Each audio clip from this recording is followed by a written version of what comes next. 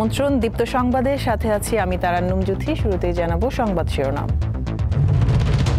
ডিসেম্বরে সংসদ নির্বাচনের প্রস্তুতি ইসির, সরকার চাইলে আগেই কিছু স্থানে স্থানীয় সরকারের ভোট। জুলাই গণঅভ্যুত্থানে ৩-৪টি মামলার রায় অক্টোবর মাসের মধ্যেই হতে পারে আশা আইন উপদেষ্টার। বিমস্টেকের ব্যাংকক সম্মেলনে দেখা হচ্ছে ডক্টর ইউনূস ও নরেন্দ্র মোদীর, দ্বিপাক্ষিক বৈঠক নিশ্চিত নয়। সাংবাদিক দম্পতি সাগর রুনি হত্যা মামলার তদন্তে আগের সরকারের বাধা ছিল, দাবি আইনজীবীর।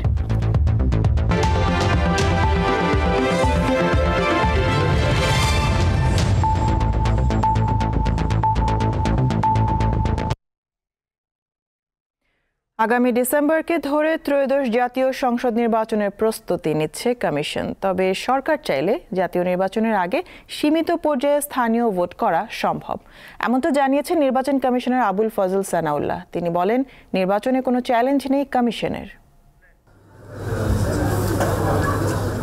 ত্রয়োদশ জাতীয় সংসদ নির্বাচন সামনে রেখে ইউএনডিপি সহ 18টি উন্নয়ন সহযোগী দেশের দূতদের সঙ্গে মঙ্গলবার বৈঠক করে নির্বাচন কমিশন। রাজধানীর আগারগাঁওয়ে নির্বাচন ভবনে সিইসি এএমএম নাসির উদ্দিনের নেতৃত্বাধীন কমিশন বিদেশি দূতদের কাছে প্রস্তুতির অগ্রগতি তুলে ধরেন। প্রায় 2 ঘন্টার বৈঠক শেষে কথা বলেন উভয় পক্ষের প্রতিনিধিরা। নির্বাচন কমিশনার সানাউল্লাহ জানান, আগামী জুনে চূড়ান্ত হবে ভোটার তালিকা হালনাগাদের কাজ, তবে ভোটের রোডম্যাপ জানাবে সরকার। আমরা বলেছিলাম যে আমাদেরকে আর্লিয়েস্ট ডেটটা ধরে নিয়েই প্রস্তুতি নিতে হচ্ছে। আমাদের অবস্থান এখনো অপরিবর্তিত। আমরা ডিসেম্বরকে ধরে নিয়েই আমাদের প্রস্তুতি গ্রহণ করছি। আমাদের কোনো ভিন্ন প্রস্তুতি নেই, একটি প্রস্তুতি। এমন কোনো চ্যালেঞ্জ দেখছি না যে ইলেকশনকে ওইভাবে বাধাগ্রস্ত করবে। তবে হ্যাঁ, কিছু কিছু সব সময়ে স্থানকাল ভেদে তো কিছু সমস্যা থাকবে। জাতীয় নির্বাচনের আগে স্থানীয় ভোট আয়োজন করতে পক্ষে বিপক্ষে মত রয়েছে অনেকের, যদিও কমিশন জানিয়ে আসছে প্রধান উপদেষ্টার অভিপ্রায় অনুযায়ী কাজ করে যাচ্ছেন। প্রশ্ন ছিল, জাতীয় নির্বাচনের আগে স্থানীয় ভোট হবে কিনা। আমাদের বাস্তবতায় দুটো নির্বাচন একসাথে করা সম্ভব নয় এবং অতীতের অভিজ্ঞতায় দেখা গেছে সকল স্থানীয় সরকার নির্বাচন ফেজে করতে গেলে পারে প্রায় 1 বছর সময় লেগে যায়। তো এমত অবস্থায় যদি স্থানীয় সরকার নির্বাচন পুরোপুরিভাবে এভাবে করতে হয়, তাহলে জাতীয় নির্বাচনের টাইমটা পিছিয়ে যাবে। কোন কোন ইনস্টিটিউশনের হবে এটা তো সিদ্ধান্ত নেবে সরকার। তখন আমরা বলতে পারবো, যদি ওই সিদ্ধান্তটা জানি তখন বলতে পারবো যে এটা জাতীয় নির্বাচনকে প্রভাবিত করবে না করবে না। তার আগে সম্ভব না। হ্যাঁ, ওই যে বললাম, এই কন্ডিশনগুলো অ্যাসেস করে নিতে পারি সম্ভব। ইউএনডিপির আবাসিক প্রতিনিধি স্টেফেন লিলার জানান, তারা বর্তমান সরকারের কাছে একটি অবাধ, সুষ্ঠু ও নিরপেক্ষ নির্বাচন প্রত্যাশা করেন। তবে আগামী জাতীয় নির্বাচনে কোনো বাধা দেখেন কিনা সেই প্রশ্ন এড়িয়ে যান তিনি। মিজানুর রহমান, দীপ্ত সংবাদ, ঢাকা। জুলাই গণঅভ্যুত্থানে মানবতাবিরোধী অপরাধের মামলার 3-4টি রায় অক্টোবরের মধ্যেই হতে পারে বলে আশা প্রকাশ করেছেন আইন উপদেষ্টা আসিফ নজরুল। মঙ্গলবার সচিবালয়ের সংবাদ সম্মেলনে তিনি আরও জানান, আওয়ামী লীগ সরকারের আমলে দায়ের করা 16,429টি মামলা প্রত্যাহার করা হবে। সবাইকে ধন্যবাদ আসার জন্য। মঙ্গলবার সচিবালয়ে জুলাই আগস্টে সংঘটিত হত্যাকাণ্ডের বিচার কাজের অগ্রগতি সহ বিভিন্ন বিষয় তুলে ধরতে সংবাদ সম্মেলনের আয়োজন করা হয়। জুলাই গণ অভ্যুত্থানের পক্ষশক্তির বিরুদ্ধে সংঘটিত অপরাধগুলোর বিচার কাজে ধীরগতি নিয়ে চলমান সমালোচনার জবাব দেন আইন উপদেষ্টা অধ্যাপক আসিফ নজরুল। বিচার কার্য কিছুটা বাধাগ্রস্ত হচ্ছে। সংবাদ সম্মেলনে আন্তর্জাতিক অপরাধ আদালতের বিচার প্রক্রিয়ার পাশাপাশি আইন মন্ত্রণালয়ের গুরুত্বপূর্ণ কর্মকাণ্ডও তুলে ধরেন তিনি। একটা হচ্ছে 300টির উপর অভিযোগ দায়ের করা হয়েছে। আমাদের এখানে প্রসিকিউশন অফিস যাচাই বাছাই করে 16টি মামলা দায়ের করেছে। 4টি মামলার তদন্ত কাজ এ মাসে সম্পন্ন হচ্ছে। অক্টোবরের মধ্যে আমরা 3-4টা মামলার রায় পেতে যাচ্ছি বলে আশা করি। আইন উপদেষ্টা বলেন, আওয়ামী লীগ সরকারের আমলে হওয়া 16,429টি গায়েবী মামলা প্রত্যাহার করা হচ্ছে। এগুলি মামলা আইডেন্টিফাই করা খুবই কষ্টকর। তারপরও আমরা এর মধ্যে সারা দেশ থেকে প্রত্যাহারের জন্য 16,429টি মামলার তালিকা করা হয়েছে। বাংলাদেশের চাওয়ায় সাড়া দিয়ে ভারত সাবেক প্রধানমন্ত্রী শেখ হাসিনাকে ফেরত দেবে কিনা এমন প্রশ্নের জবাবে সংশয় প্রকাশ করেন আইন উপদেষ্টা। এখন ভারতের যে মনোভঙ্গি, এটা দেখে মনে হচ্ছে তারা এটা নানান অজুহাতে তারা এটাকে নাকচ করার চেষ্টা করবে এবং বরং তারা শেখ হাসিনাকে আশ্রয় দিয়ে তাকে অবাধে বাংলাদেশ সম্পর্কে উৎসাহমূলক, উস্কানিমূলক, বিভ্রান্তিকর কথাবার্তা বলতে দিয়ে তারা বরং বাংলাদেশে অস্থিতিশীলতা তৈরির যে প্রচেষ্টা করছে, তাতে আমাদের কাছে মনে হয় না এই আইনটা গুড ফেইথে বা সরল বিশ্বাসে এই আইনটা প্রতিপালন করার ইচ্ছা তাদের রয়েছে। তিনি জানান, প্রবাসী বাংলাদেশিদের যদি কারো বাংলাদেশি পাসপোর্ট নাও থাকে তাহলেও তারা পাওয়ার অফ অ্যাটর্নি সম্পাদন করতে পারবেন। আওয়ামী লীগ আমলে দায়েরকৃত রাজনৈতিক। জহুরুল হোসেন, দীপ্ত সংবাদ, ঢাকা। সাংবাদিক দম্পতি সাগর সারোয়ার ও মেহরুন রুনি হত্যা মামলার তদন্তে তৎকালীন সরকারের উচ্চ পর্যায় থেকে বাধা সৃষ্টি করা হয় বলে দাবি করেছেন আইনজীবী শিশির মনির। তিনি জানান, হাইকোর্টের নির্দেশে উচ্চ পর্যায়ে টাস্কফোর্সের তদন্তেই এমন তথ্য বেরিয়ে এসেছে। এমন প্রেক্ষাপটে সাগর রুনির পরিবারও আশার আলো দেখছে। 1-2 মাস অথবা বছর নয়, 13 বছর কেটেছে সাংবাদিক সাগর সারোয়ার ও মেহরুন রুনি হত্যার। বিচার দূরে থাক, মামলার তদন্তই শেষ হয়নি। উল্টো নাটকীয়ভাবে তদন্ত কর্মকর্তা পরিবর্তন করা হয়েছে বছরের পর বছর। র্যাব কোনো মামলার তদন্ত করতে পারে না, তারপরও র্যাবকে তদন্তের দায়িত্ব দেয়া হয় হাইকোর্টের নির্দেশে। আইনজীবী শিশির মনির বলছেন, সাগর রুনি হত্যাকাণ্ডে তৎকালীন সরকারের ঊর্ধ্বতন কেউই জড়িত রয়েছে, তাই মামলার তদন্ত শেষ করা হয়নি। সরকার পরিবর্তনের পর হাইকোর্টের নির্দেশে গঠিত উচ্চ ক্ষমতা সম্পন্ন টাস্ক ফোর্সের তদন্তে এমন তথ্য পাওয়া গেছে। অতীতে এই তদন্ত প্রক্রিয়াকে বারিত করা হয়েছে, বাধাগ্রস্ত করা হয়েছে। ভেস্টেড কোয়ার্টারের ইন্টারেস্ট ইমপ্লিমেন্ট করার জন্যই এই তদন্ত প্রক্রিয়াকে সঠিক আইনিভাবে পরিচালিত হতে দেওয়া হয়নি। যাদের সঙ্গে তদন্তকারী কর্মকর্তারা আলোচনা করেছেন, অন্য মামলায় জেলে আছেন, এরকম ব্যক্তিবর্গের সঙ্গেও আলাপ করা হয়েছে, যারা কিছুটা স্টেটমেন্ট দিয়েছেন। ঊর্ধ্বতন কর্তৃপক্ষের যোগাযোগের ব্যাপারে তারা মুখ খুলেছেন। তদন্তে প্রকৃত অপরাধী বেরিয়ে আসবে এমন আশার আলো দেখছে সাগর রুনির পরিবারের সদস্যরা। কিছুটা আশার আলো আসলে দেখতে পাই। আমরা আশা করব, যেহেতু আগের সরকার এখানে নেই এবং সেই আগের সরকারের আমরা সবসময় মনে করতাম যে আগের সরকার সংশ্লিষ্ট কেউ বা সরকার স্বয়ং এই হত্যাকাণ্ডের সাথে জড়িত। আগে তো কিছু হইতো না, এখন তো দেখতেছি যে ওরা কাজ করতেছে, তো একটু হলেও আমরা হোপফুল। আশা করি, যেহেতু অনেক কিছু বললো, মাত্র বলে গেল, তো আশা করা যাচ্ছে যে মানে পজিটিভ কিছু একটা শুনতে পারবো। এদিকে সাগর রুনি হত্যার বিচারের দাবিতে প্রতিবাদ সমাবেশ করেছে ঢাকা রিপোর্টার্স ইউনিটি। অবিলম্বে মামলাটির তদন্ত শেষ করার দাবি জানান বক্তারা। তদন্ত প্রতিবেদন দাখিল করা না হয় তাহলে আমরা ইনশাআল্লাহ সংগ্রাম কমিটি গঠন করে রাস্তায় নামবো এবং 2012 সালের 11 ফেব্রুয়ারি সাংবাদিক সাগর সারোয়ার ও মেহরুন রুনি হত্যার শিকার হন। এ ঘটনায় রাজধানীর শেরেবাংলা নগর থানায় হত্যা মামলা দায়ের করা হয়। আজিজুল ইসলাম, দীপ্ত সংবাদ, ঢাকা। ব্যাংককে প্রধান উপদেষ্টা ডক্টর মোহাম্মদ ইউনূস ও ভারতের প্রধানমন্ত্রী নরেন্দ্র মোদীর সাক্ষাৎ হচ্ছে আগামী 4 এপ্রিল। বিমস্টেক সম্মেলনে দুই প্রতিবেশী রাষ্ট্রের সরকার প্রধানের দেখা হলেও আনুষ্ঠানিক দ্বিপাক্ষিক বৈঠক এখনও নিশ্চিত নয়। বঙ্গোপসাগরীয় দেশগুলোর আঞ্চলিক সহযোগিতা জোট বিমস্টেকের শীর্ষ সম্মেলন আগামী 4 এপ্রিল থাইল্যান্ডের ব্যাংককে। এই সম্মেলনের প্রস্তুতি নিয়ে মঙ্গলবার ঢাকায় বিমস্টেক সদর দফতরে সংবাদ সম্মেলন করেন সংস্থাটির মহাসচিব ইন্দ্রমণি পাণ্ডে। তিনি জানান, এবারের শীর্ষ সম্মেলনে যোগ দিচ্ছেন বাংলাদেশের অন্তর্বর্তী সরকারের প্রধান উপদেষ্টা ডক্টর মোহাম্মদ ইউনূস। সম্মেলনে যোগ দেবেন ভারতের প্রধানমন্ত্রী Narendra মোদীও। When our leaders meet, of course they will look at ব্যাংককে বিমস্টেক শীর্ষ বৈঠকে যোগ দেবেন ডক্টর মোহাম্মদ ইউনূস। সেখানে ভারতের প্রধানমন্ত্রী নরেন্দ্র মোদীর সঙ্গে তার সাক্ষাৎ হবে। তবে দ্বিপাক্ষিক বৈঠক হবে কিনা তা নির্ভর করছে দুই দেশের উপর। ইন্দ্রমণি পাণ্ডে বলেন, সদস্য দেশগুলোর দ্বিপাক্ষিক বিষয় বিমস্টেকের এজেন্ডা না, তবে এরকম সম্মেলনে সম্পর্ক উন্নয়নের সুযোগ থাকে। বিমস্টেক চীন বা পাকিস্তানের বিরুদ্ধে কোনো প্ল্যাটফর্ম নয়। সদস্য রাষ্ট্রগুলোর দ্বিপাক্ষিক বিষয় নিয়ে আমরা কাজ করি না, বরং এই অঞ্চলের বাণিজ্য, যোগাযোগ সহ নানা স্বার্থে কাজ করি। কিন্তু এই প্ল্যাটফর্ম সদস্য দেশগুলো পরস্পরের সঙ্গে বোঝাপড়া বাড়াতে পারে। আগামী শীর্ষ সম্মেলনে বাংলাদেশ বিমস্টেক সভাপতি দেশ হতে যাচ্ছে বলেও জানান সংস্থাটির মহাসচিব। রুবায়েত হাসান, দীপ্ত সংবাদ, ঢাকা। অপারেশন ডেভিল হান্টের তৃতীয় দিনে দেশের বিভিন্ন স্থান থেকে 607 জনকে গ্রেপ্তার করেছে যৌথ বাহিনী। এ পর্যন্ত মোট গ্রেপ্তার 2258 জন। এদের বেশিরভাগই আওয়ামী লীগ ও এর সহযোগী সংগঠনের নেতাকর্মী। অপারেশন ডেভিল হান্টের তৃতীয় দিনে গাজীপুরে অন্তত ৮১ জনকে গ্রেপ্তার করা হয়েছে। মঙ্গলবার পুলিশের ৮টি থানা এলাকা থেকে ৬৯ জন এবং জেলা পুলিশের ৫টি থানা এলাকা থেকে ১২ জনকে গ্রেপ্তার করা হয়।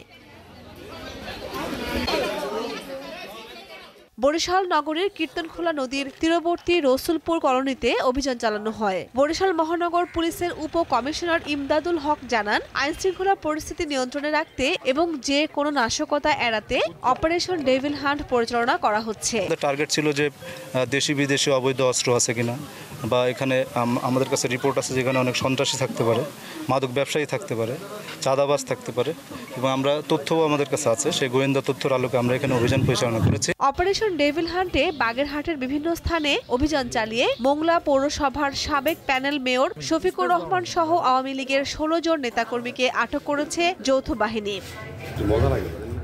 কুমিল্লার বিভিন্ন স্থানে অভিযান চালিয়ে ১৯ জনকে গ্রেপ্তার করেছে যৌথ বাহিনী। ময়মনসিংহে ২৩ জনকে গ্রেপ্তার করেছে পুলিশ। ফেনীতে অপারেশন ডেভিল হান্টে আওয়ামী লীগ ও সহযোগী সংগঠনের ১৮ জন নেতাকর্মীকে গ্রেপ্তার করেছে আইনশৃঙ্খলা বাহিনী। অপারেশন ডেভিল হান্টে সাভারে আওয়ামী লীগ ও এর সহযোগী সংগঠনের ১৩ নেতাকর্মীকে গ্রেপ্তার করেছে পুলিশ। কামরুন নাহার, দীপ্ত, বার্তাকক্ষ। বাংলাদেশের রাজনৈতিক পট পরিবর্তনের পর ভারত ভিসা বিধিনিষেধ আরোপ করায় যশোরের বেনাপোল স্থলবন্দরের কর্মযজ্ঞ অনেকটাই কমে গেছে। ফলে সেখানে বিভিন্ন ব্যবসায় জড়িতরা বেকায়দায় রয়েছেন, কর্মহীন হয়ে পড়েছেন অনেকেই। বেনাপোল চেকপোস্ট দিয়ে ভারত বাংলাদেশ সহ বিভিন্ন দেশে যাতায়াতকারীদের সহযোগিতায় সীমান্তে গড়ে উঠেছে নানা প্রতিষ্ঠান। এর মধ্যে আছে চেকপোস্ট এলাকায় মানি এক্সচেঞ্জ থেকে শুরু করে দূরপাল্লার bus counter, tour guide, visa সহায়তা কেন্দ্র, বাস, ট্রেন, প্লেনের টিকিট বুকিং এজেন্সি এবং হোটেল রেস্তোরাঁ। কিন্তু এসব প্রতিষ্ঠান এখন খারাপ সময় পার করছে। গত বছরের ৫ আগস্টের পর বাংলাদেশিদের ভিসা দেওয়ার ক্ষেত্রে ভারত বিধিনিষেধ আরোপ করায় এই পরিস্থিতি তৈরি হয়। যশোরের বেনাপোল দিয়ে যাত্রী যাতায়াত কমে অর্ধেকের নিচে নেমে এসেছে। বেকায়দায় পড়েছেন দুই দেশের ব্যবসায়ীরা। আগে যখন ভিসা ছিল তখন ৮ থেকে ১০,০০০ লোক যেত, এখন ভিসা না থাকায় এখন ২০০ লোকও হয় না। আমাদের খুব দুর্দিন যাচ্ছে। এখন প্রাইভেট আমরা ভাড়া খাটি, যেহেতু এখানে ভাড়া নেই বললেই চলে। এখন যত দ্রুত সম্ভব এই সংকট যেন কেটে যায়। আমাদের এখানে বেচা কিনা হতো প্রায় ৩,০০০ ৪,০০০ টাকা, এখন বেচা কিনা ১,০০০ টাকাও হয় না। যাত্রী একদম নেই বললেই চলে। যাত্রী না থাকার কারণে আমাদের ব্যবসা বাণিজ্য একদম পুরোটাই লস। বেনাপোল বর্ডার একদম পুরোটাই ফাঁকা। পরিবহন ব্যবসায় এইভাবে যদি চলতে থাকে একদম পুরোটাই ধস নেমে যাবে। কাস্টমস কর্মকর্তা জানান, ৫ আগস্টের আগে যাত্রীদের ভ্রমণ কর থেকে মাসে প্রায় ১৫ কোটি টাকা আয় হতো, এখন তা ৩ কোটিতে নেমেছে। বর্তমানে বেনাপোল বন্দর ইমিগ্রেশন ব্যবহার করে ভারতে গমনাগমনকারী বাংলাদেশির সংখ্যা প্রায় ৮০% কমে গিয়েছে। আর যে ২০% যাত্রী বর্তমানে যাতায়াত করতেছে তাদের বেশিরভাগই মেডিকেল ভিসার মাধ্যমে ভারতে গিয়ে থাকে। গত বছরের ৫ আগস্ট থেকে ৩১ ডিসেম্বর পর্যন্ত বেনাপোল চেকপোস্ট দিয়ে দুদেশে ৬,৯৬,৬১০ জন যাতায়াত করেছেন। এর মধ্যে ভারত থেকে এসেছেন ৩,৪৮,০০০ জন আর বাংলাদেশ থেকে গেছেন ৩,৪৭,০০০ জন। অথচ আগে প্রতিদিন যাতায়াত করতেন প্রায় ১০,০০০ মানুষ। আফরিদ হাসান, দীপ্ত, বার্তাকক্ষ। দুর্নীতির ধারণা সূচকে বাংলাদেশের অবস্থান কিছুটা উন্নতি হয়েছে। জার্মানি বার্লিন ভিত্তিক ট্রান্সপারেন্সি ইন্টারন্যাশনালের প্রকাশ করা সবচেয়ে দুর্নীতিগ্রস্ত দেশের তালিকায় বাংলাদেশের অবস্থান ১৪তম। মঙ্গলবার দুর্নীতির ধারণা সূচক ২০২৪ প্রকাশ করে ট্রান্সপারেন্সি ইন্টারন্যাশনাল বাংলাদেশ টিআইবি। ২০২৩ সালে এই অবস্থান ছিল ১০ম। টিআইবি বলছে ৪ ধাপ এগিয়ে যাওয়া মানে দুর্নীতি কমেনি, বরং বাংলাদেশ নম্বর কম পেয়েছে। এই সূচকের সবচেয়ে কম দুর্নীতিগ্রস্ত দেশ ডেনমার্ক, আর সবচেয়ে বেশি দুর্নীতির দেশ হলো দক্ষিণ সুদান। দক্ষিণ এশিয়ায় বাংলাদেশের চেয়ে বেশি দুর্নীতিগ্রস্ত মিয়ানমার ও আফগানিস্তান।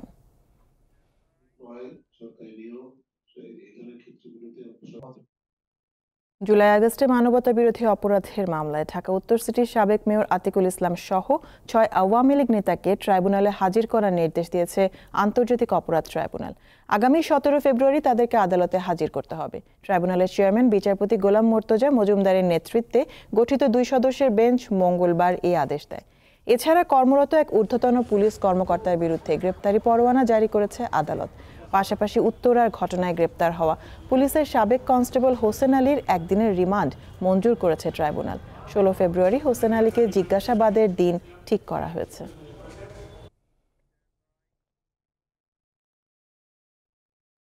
সংস্কার কমিশনের দেয়া প্রস্তাবগুলো বিবেচনা করে রাষ্ট্র পুনর্গঠনের কাজ এগিয়ে নেওয়া হবে। এতে জুলাই গণ অভ্যুত্থানের যে প্রত্যাশা তার অনেকটাই অর্জিত হবে বলে জানিয়েছেন যুব ও ক্রীড়া উপদেষ্টা আসিফ মাহমুদ সজীব ভূঁইয়া। মঙ্গলবার ঢাকা বিশ্ববিদ্যালয়ের খেলার মাঠে ৩ দিনব্যাপী তারুণ্যের উৎসব উদ্বোধনকালে তিনি এসব কথা বলেন। এবারের উৎসবের প্রতিপাদ্য নতুন বাংলাদেশ গড়ার লক্ষ্যে এসো দেশ বদলাই পৃথিবী বদলাই। এ সময় ঢাকা বিশ্ববিদ্যালয়ের উপাচার্য অধ্যাপক নিয়াজ আহমেদ খান বলেন, বিগত দিনগুলোতে দ্বিধা বিভক্ত রাজনীতি করে শিক্ষা প্রতিষ্ঠানগুলোকে ধ্বংস করে দেওয়া হয়েছে। আগামীতে এমনটা যেন আর না হয় সেজন্য তরুণদের কাজ করার আহ্বান জানান তিনি।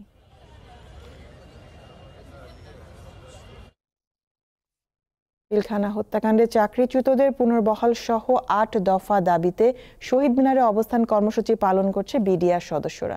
মঙ্গলবার সকাল থেকে কেন্দ্রীয় শহীদ মিনারে জড়ো হন পিলখানা হত্যাকাণ্ডের শহীদ পরিবার, চাকরিচ্যুত এবং ক্ষতিগ্রস্ত বিডিআর এবং জেলবন্দি বিডিআর সদস্যদের পরিবারের সদস্যরা। দেশের বিভিন্ন প্রান্ত থেকে আসা বিডিআর সদস্যদের সাথে একাত্মতা প্রকাশ করে বৈষম্য বিরোধী ছাত্র আন্দোলনের সমন্বয়ক মাহিন সরকার। তিনি বলেন, মঙ্গলবার শহীদ মিনারে অবস্থান করবেন বিডিআর সদস্যরা। বুধবার দুপুর ১২টার মধ্যে দাবি পূরণ না হলে কঠোর আন্দোলনে যাবেন তারা। কক্সবাজারের নাফ নদীতে মাছ ধরার সময় ৪ জন বাংলাদেশি জেলেকে অস্ত্রের মুখে ধরে নিয়ে গেছে মিয়ানমারের আরাকান আর্মি। মঙ্গলবার বেলা ১২টার দিকে টেকনাফের শাহপরী দ্বীপের গোলারচরমুখ এলাকা থেকে তাদের ধরে নিয়ে যাওয়া হয়।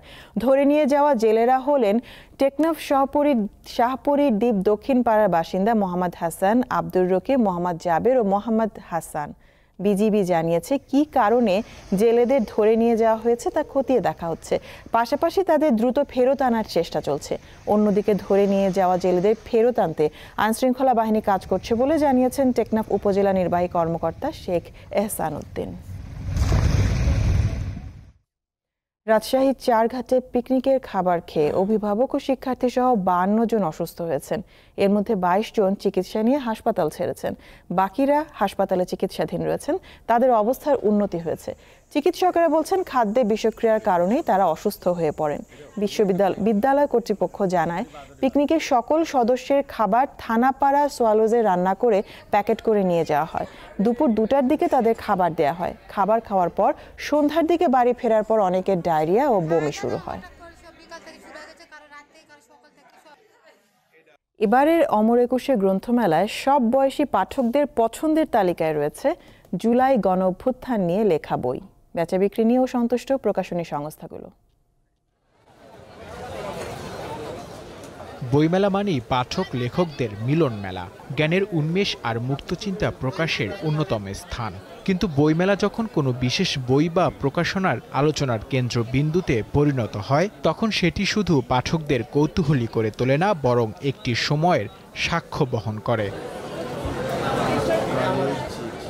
দেশের ইতিহাসে জুলাই গণ অভ্যুত্থান গুরুত্বপূর্ণ একটি অধ্যায়। জনগণের কাছে এটি সংগ্রামের প্রতিচিত্র। জুলাই গণ অভ্যুত্থানের পটভূমি, কারণ, প্রভাব, গণমাধ্যমের ভূমিকা ও পরবর্তী রাজনৈতিক পরিবর্তন নিয়ে লেখা বইগুলো এবারের বইমেলায় পাঠক ও দর্শনার্থীদের কাছে বিশেষ গুরুত্ব বহন করছে বলে জানিয়েছেন প্রকাশকরা। ফ্যাসিজমের উপরে গ্রাফিক্সের একটা বই বেরিয়েছে, আরও একটি বই, আরও 3টা বই কাল পরশু চলে আসবে। এর উপরেই বিপ্লবের উপরে যে বইগুলো, এই বইগুলো ভালো বিক্রি হইতেছে। দর্শনার্থীরা বইকে শুধু একটি পৃষ্ঠা আর মলাটের সমষ্টি হিসেবে দেখছেন না, বরং এক টুকরো ইতিহাস হিসেবে দেখছেন, যা অতীতের ঘটনাকে বুঝতে এবং ভবিষ্যতের জন্য শিক্ষা নিতে সাহায্য করবে। জুলাই গণ অভ্যুত্থানের উপরে বেশি যে বইগুলো, সেই বইগুলো কেনা হচ্ছে এখন। নতুন অনেক ধরনের বই আসছে, যে আমাদের যে গত কিছু মাস যাবত একটা অভ্যুত্থান গেল ওই সম্পর্কে। এবারের বইমেলাটা একটু ভিন্ন, কারণ আমরা আসলে অনেক ত্যাগের পরে বা হচ্ছে একটা নতুনত্ব নিয়ে কিন্তু এসেছি। এই কবি লেখকদের লেখনীর মাধ্যমে আগামীর বাংলাদেশ এগিয়ে যাবে। অমর একুশে গ্রন্থমেলার 11তম দিনে নতুন বই এসেছে 91টি। এ নিয়ে নতুন বইয়ের সংখ্যা দাঁড়ালো 828টিতে। নূর আলম, দীপ্ত সংবাদ, ঢাকা। বাউলদের উপর নানাভাবে আক্রমণের প্রতিবাদ জানিয়েছেন বাংলাদেশ শিল্পকলা একাডেমির মহাপরিচালক সৈয়দ জামিল আহমেদ। মঙ্গলবার বাংলাদেশ শিল্পকলা একাডেমির নন্দন মঞ্চে আয়োজিত সাধু মেলা মানুষ ভজলে সোনার মানুষ হবি অনুষ্ঠানে তিনি বলেন, বাউলরা ভালোবাসার কথা বলেন, সম্প্রীতির কথা বলেন, তাদের উপর যারা আক্রমণ করে তারা নিচু শ্রেণীর মানুষ। লালনের সাম্য ও সম্প্রীতির দর্শন সবার মাঝে ছড়িয়ে দিতে বাংলাদেশ শিল্পকলা একাডেমির আয়োজনে সারা দেশে চলমান রয়েছে সাধু মেলা। তার অংশ হিসেবে বহুভাষিক উৎসব 2025 উপলক্ষে মাসব্যাপী নানা অনুষ্ঠানমালার আয়োজন করা হয়েছে। আবারও লিবিয়া উপকূলে অভিবাসীবাহী নৌকাডুবির ঘটনা ঘটেছে। এখন পর্যন্ত 10 জনের মরদেহ উদ্ধার হয়েছে। নৌকাটিতে কয়েকজন পাকিস্তানি নাগরিক সহ 65 জন অভিবাসন প্রত্যাশী ছিলেন। স্থানীয় সময় শুক্রবার লিবিয়ার আল জাবিয়া শহরে মার্সাদেলা বন্দরের কাছে নৌকাটি ডুবে যায়। দাতব্য সংস্থা রেড ক্রিসেন্ট এক বিবৃতিতে জানায়, নৌকার সব যাত্রীর পরিচয় নিশ্চিত হওয়া যায়নি। এর আগে চলতি বছরের জানুয়ারিতে মৌরিতানিয়া থেকে স্পেন যাওয়ার পথে 86 জন যাত্রী নিয়ে একটি নৌকাডুবির ঘটনা ঘটে। এর মধ্যে 66 জনই ছিলেন পাকিস্তানের নাগরিক।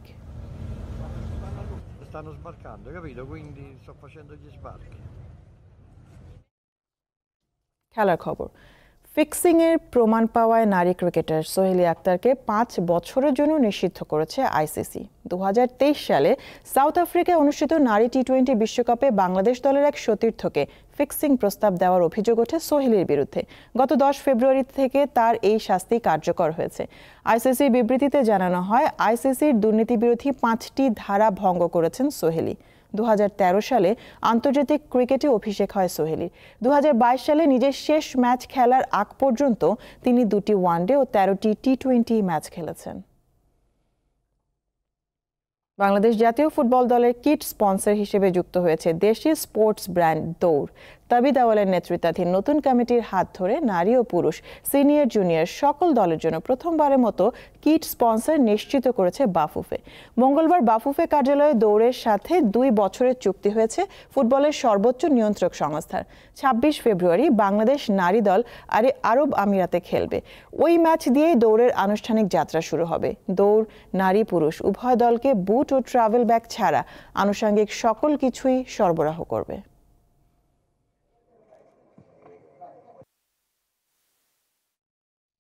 জানুয়ারি মাসে সেরা ক্রিকেটার নির্বাচিত হয়েছেন ওয়েস্ট ইন্ডিজের স্পিনার জোমেল ওয়ারিকান। আর নারী ক্রিকেটার মাস সেরা পুরস্কার জিতেছেন Australian wicket keeper batter Beth Mooney. পুরস্কার জেতা দৌড়ে তিনি হারিয়েছেন ভারতের বরুণ চক্রবর্তী ও পাকিস্তানের নোমান আলীকে।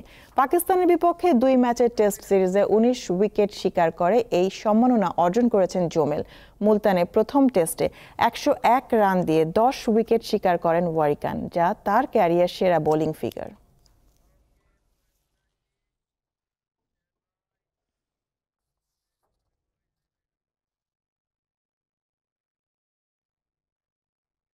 শেষ করব দীপ্ত সংবাদ শিরোনামগুলো জানাবো আরো একবার।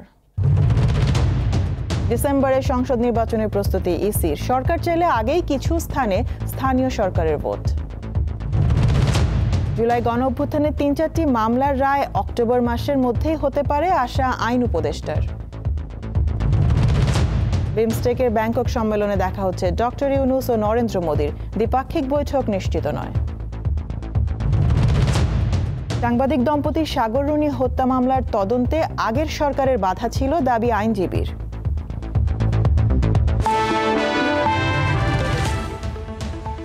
এ ছিল এখনকার মতন। আমি তারান্নুম জ্যোতি বিদায় নিচ্ছি। দর্শক আরো তথ্য বিনোদনের সংবাদ জানতে যুক্ত থাকুন দীপ্ত টিভির ডিজিটাল প্ল্যাটফর্মগুলোতে। ধন্যবাদ সবাইকে।